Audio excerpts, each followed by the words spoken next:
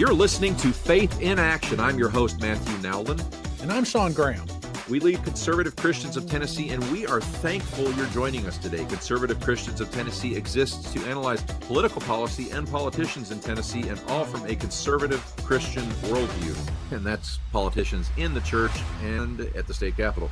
We want to glorify God by helping you to glorify God, so please don't hesitate to send us any questions or comments via email. You can reach me directly by emailing matthew@tnchristian.com.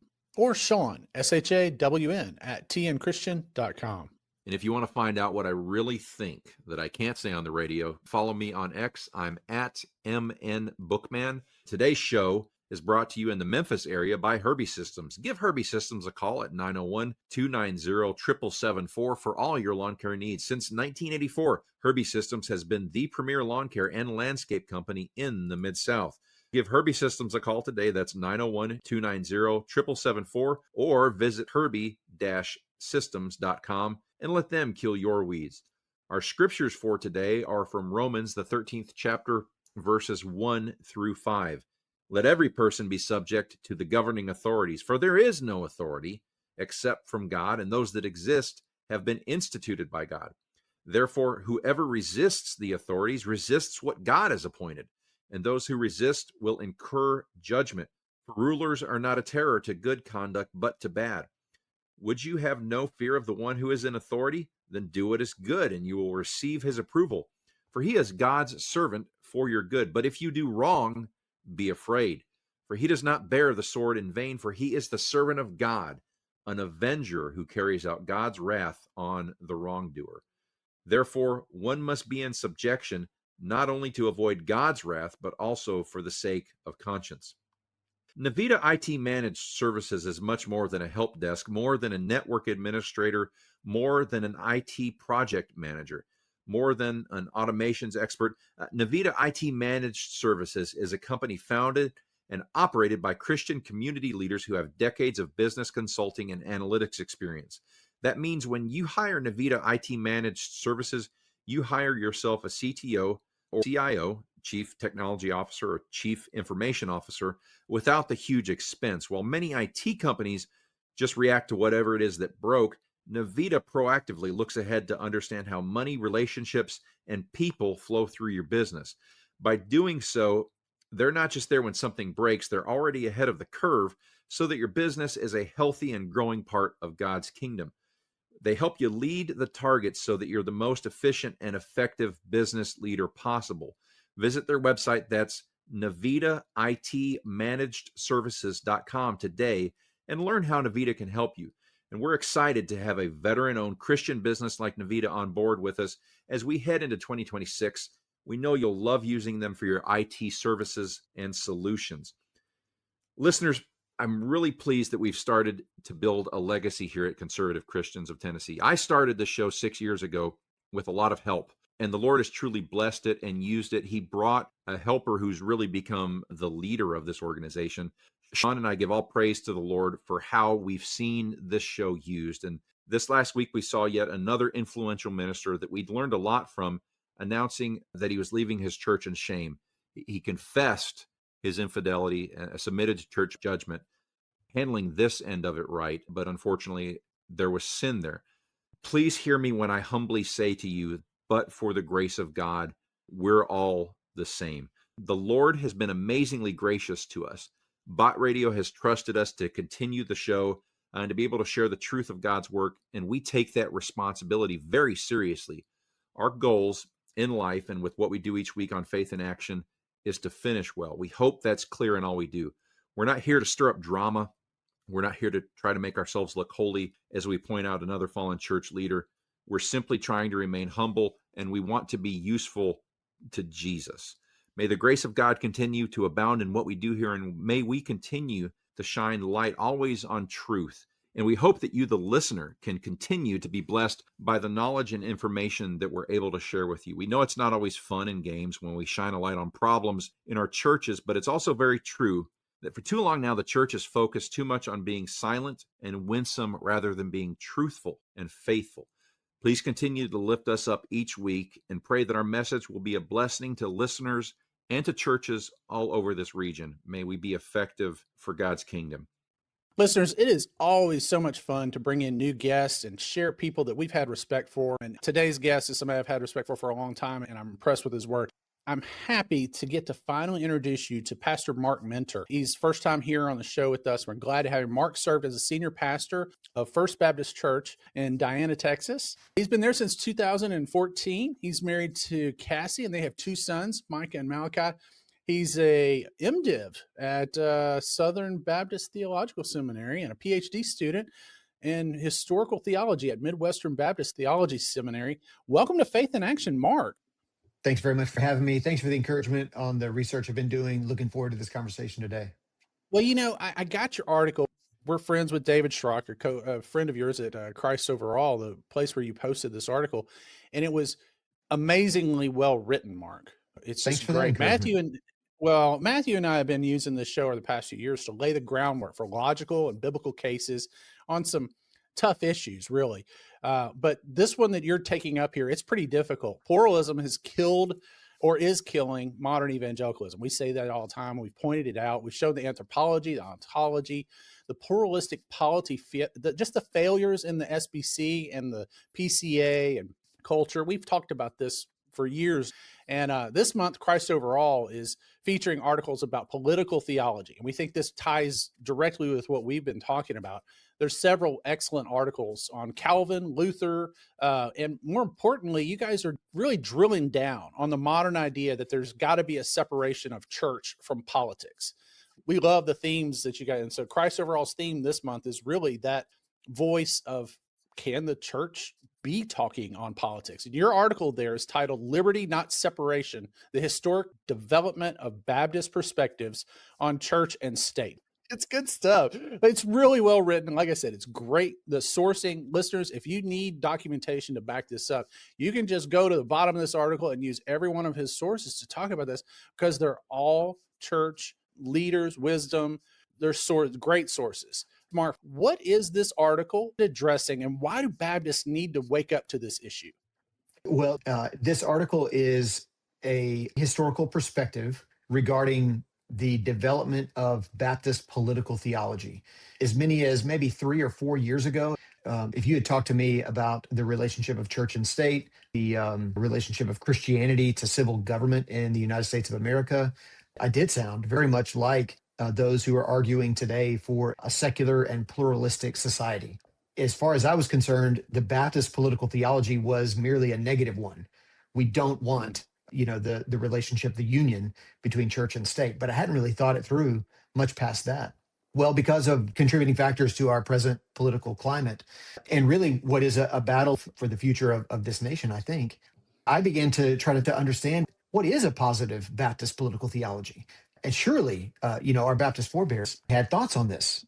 So as I studied more and more, I realized, as I'm reading, Baptists from years and years ago, I realized that Baptists always have argued for religious liberty.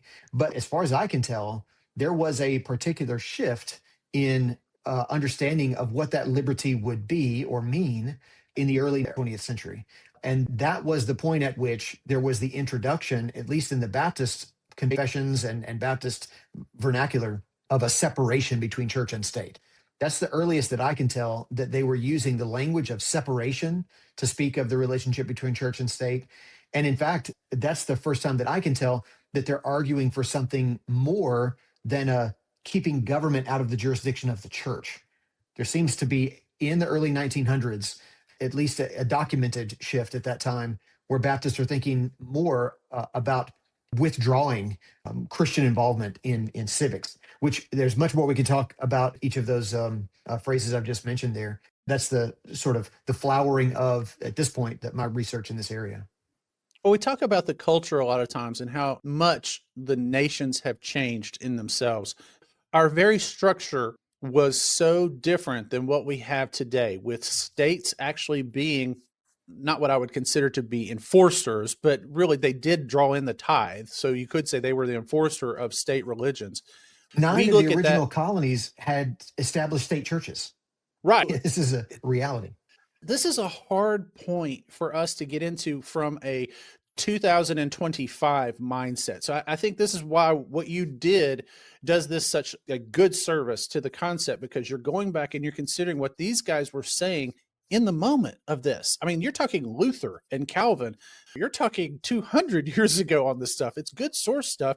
How did you engage with such historical stuff? It's really well done. Well, thank you. Luther has contributed to this discussion when he speaks about the responsibility of the nobility, when he's talking about the priesthood of all believers.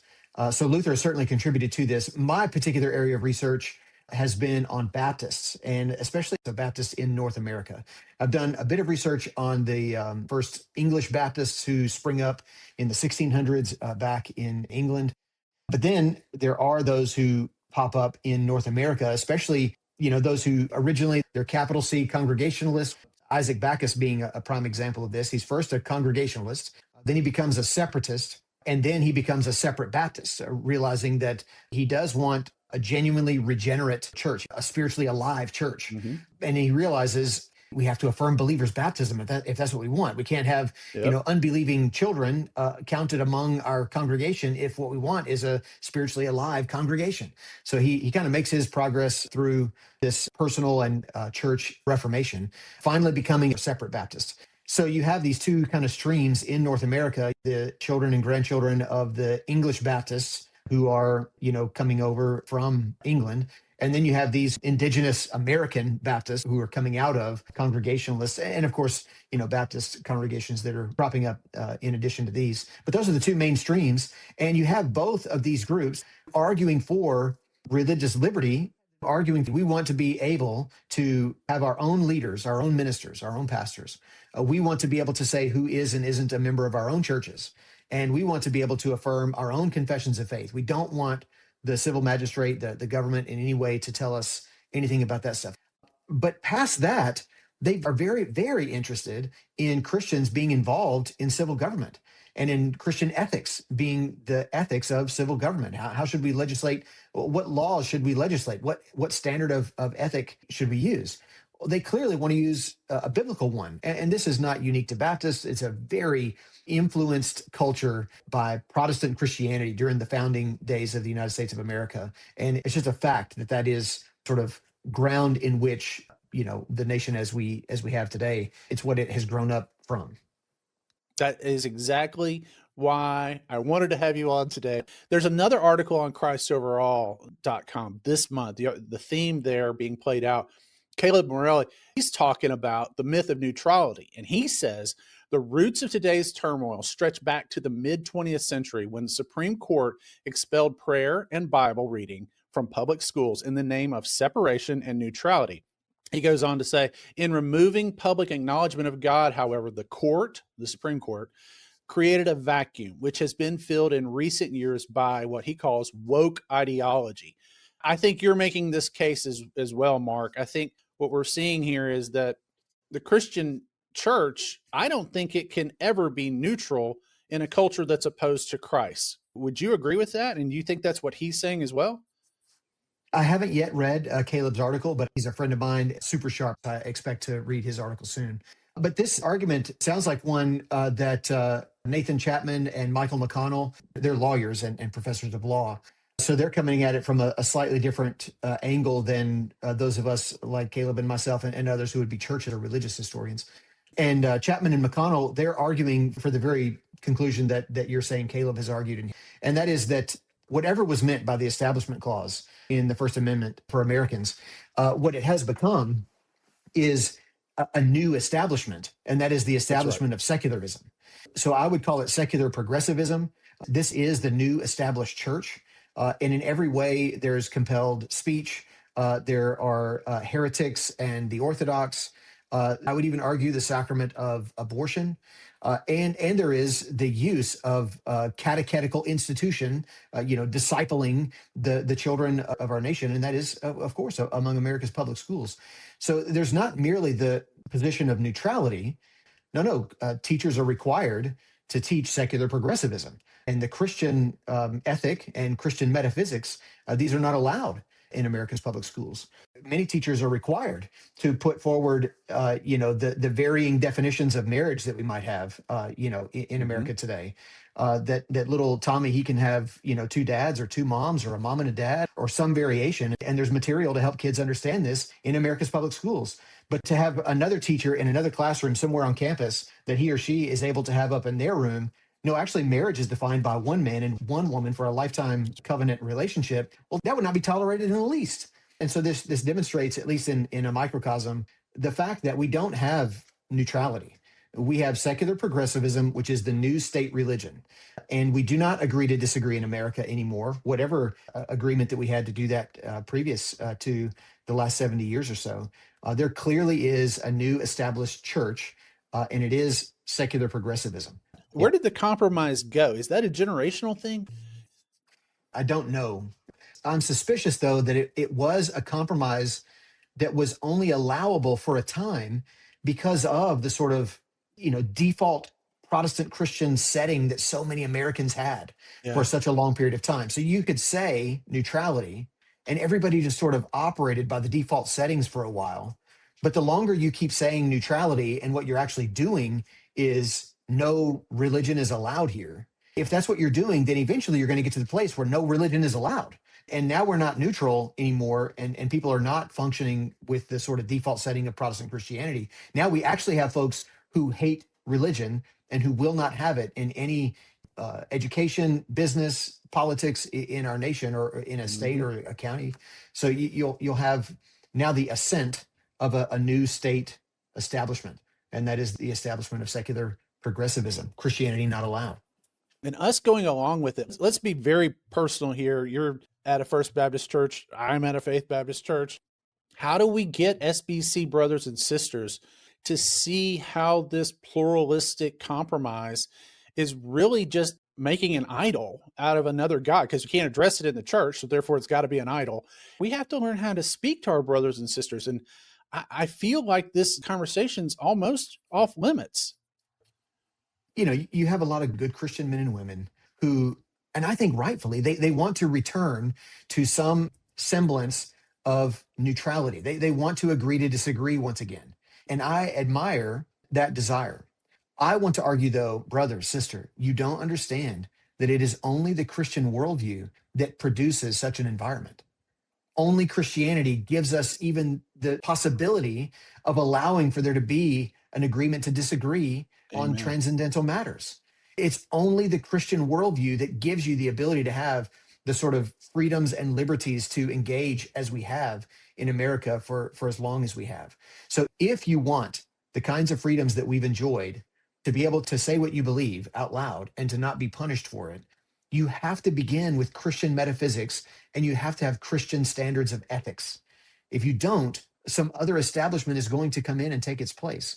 So I don't want a Christian establishment in America. I am Baptist through and through. So I do not want a union of the church and the state. But I definitely want my civil magistrates. I want my governors, my mayors, my presidents, my Congress men and women. I want them to affirm the true God and the Christian ethic.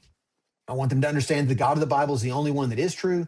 And I want them to understand that it's their responsibility, according to Romans 13, to implement God's standard of ethics, to punish the evildoer according to God's standard of what's evil, and to reward those who do good according to what God says is good.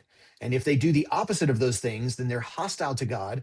I don't want that. I want them to submit to the God of the Bible, who is the one and only true God, and thereby produce the greatest amount of human flourishing in our society. Amen. Folks, we want to remind you about our official missions sponsor, Equipping the Persecuted. We've been telling you for years now about the genocide and murder of Christians in Nigeria. And we know of one missions group there on the ground doing the Lord's work to save our fellow believers. That is equippingthepersecuted.org. Your support is part of a lifeline of aid, security, and hope. If you make a monthly donation, it will create sustainable help for people in real need. You can support their work by visiting equippingthepersecuted.org today. You could sponsor an orphan for just $35 a month, or now you can order African coffee and have it shipped straight to your home. Every bag of Equipping the Persecuted coffee that you purchase does more than fill up your cup. It strengthens the body of Christ because 100% of the proceeds go directly to support persecuted Christians in Nigeria. Sean loves the Guardian blend, but you can try any of their flavors today. Again, that's equippingthepersecuted.org, and the persecuted Christians in Nigeria thank you. We're back now with Pastor Marc Minter, and we're talking about the issue of pluralism and mismanaged concepts of politics by our churches today. Marc, you're doing a great job with this article at christoverall.com. And you're arguing about the separation of church and state is that the Baptist Faith and Message in 1925 is where we really set this into the confession. How would that change affect our interaction with politicians in our culture today? Would we have a more Christian effect if we changed that and did not allow this pluralistic concept? On the one hand, I am in my essay, I'm arguing that there was a new way of talking about and defining religious liberty that E.Y. Mullins introduced in the early 1900s. He first does this in his Axioms of Religion, the book that he published, which was widely read among Southern Baptists. He was incredibly influential as the longtime president of the Southern Baptist Theological Seminary. He was the president of the Southern Baptist Convention for a short time. And he was the chairman of the committee that produced the Baptist Faith and Message 1925. So it's very easy to be able to make the case that he was highly influential on what was actually published as the Baptist Faith and Message 1925. In my essay, I'm arguing what E.Y. Mullins does is he uses for the first time, with the small exception of one confession of faith that was proposed to be adopted by the Northern Baptist Convention, but was rejected by a group of fundamentalists led by Frank Goodchild in 1921. They put forward a confession of faith that had similar language, at least on this article on religious liberty that shows up in the Baptist Faith and Message 1925. I'm positing that it's probably E.Y. Mullins' influence on Goodchild, though I can't offer the explicit paper trail to make that case overwhelmingly. But I think it's plausible. At the very least, though, what we have is the first widely adopted confession of faith among Baptists that includes the language of separation of church and state is the one that's published by E.Y. Mullins and the rest of that committee in 1925. At that time, though, you don't have every single Southern Baptist now embracing a totally pluralistic understanding of society, because you still have the interest among many American evangelicals to be politically active. And this is true all the way up until today. Like, they want the government to embrace a Christian ethic at minimum. But there does seem to be a number of American evangelicals, including Baptists, who right now are arguing like E.Y. Mullins spoke his rhetoric and his writing in the early 1900s, and like the Anabaptists did back in the 1500s. The Anabaptists are a distinct group. Present-day Baptists and Baptists throughout the centuries, they share in common the conviction that only credible believers in the Lord Jesus Christ should be baptized. We have that in common with Anabaptists. We have local church autonomy in common with Anabaptists. But there are a lot of things that we do not have in common with Anabaptists, and the relationship of Christians to the state is one of those areas that we diverge significantly from the Anabaptists. Anabaptists, it's a hodgepodge group, so it's hard to say all Anabaptists believed in anything. But a largely generally true statement about Anabaptists would be that they believed that a Christian could not be a civil magistrate. A Christian was essentially pacifistic, that a Christian was not allowed to wield the sword of judgment. And Baptists have largely affirmed, absolutely, the civil magistrate not only can be a church member, but we want them to be church members. We want Christians to be involved in politics. But a lot of American evangelicals today are saying things that sound very much like Anabaptists and not like our Baptist forebears. And they're finding common vocabulary with their statements in the Baptist Faith and Message, which speaks of a separation between church and state. And so the reason for my essay is to say, certainly there are some Baptists who argue for the separation of church and state. Not all Baptists do, and the separation of church and state is not definitional to religious liberty, even among Baptists. Religious liberty among Baptists includes local church autonomy. We're going to be the ones who have the authority over our own membership, doctrine, and our own leadership, but we want there to be a presence of Christianity in our civics. Marc, you are a great resource, and I hope our listeners enjoyed that, and I hope they get over to christoverall.com and read all of the theme that's on there this month. Where else can our listeners find more about you? You can see me on Twitter, MarcMinter, Marc Minter, Mark with a C, on Twitter, on Facebook. You can email me if you like at my church, marcmark@fbcdiana.org. And if you're out in the East Texas area, you're welcome to join us any Sunday morning at 10:15 a.m. in our main auditorium. Thank you. That's going to do it for another episode of Faith in Action. We are so glad you joined us this week in Nashville, Memphis, and all over Tennessee as we talk about more ways to put your faith into action. If you want to hear more on this or other topics from a Christian worldview, head on over to botradionetwork.com and search for Faith in Action. There we have links to all of our past shows, or you can just follow us on Apple Podcasts or on X or wherever you get your social media. But until next week, remember, the Lord shall reign forever and ever.